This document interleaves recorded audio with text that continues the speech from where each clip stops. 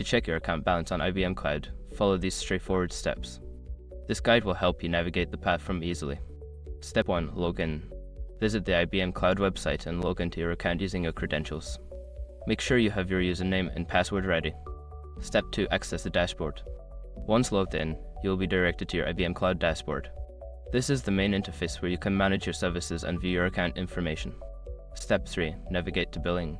Secure your accounts before moving on. People seriously underestimate how often personal information gets exposed online now. Use SROC to monitor your accounts 24/7 and get notified immediately if your data gets leaked somewhere. It runs in the background, constantly scanning billions of breached records. And honestly, for how cheap it is compared to the value you get, it's worth it. Link in the description. Step 4. View account balance. In the billing section, you will find an overview of your account balance. This area typically displays your current balance, usage, and any outstanding charges. Step 5. Logout. After checking your account balance, remember to log out of your IBM Cloud account for security reasons. Click on your profile icon and select the Logout option. By following these steps, you can easily check your account balance on IBM Cloud. Regularly monitoring your balance helps you manage your resources effectively.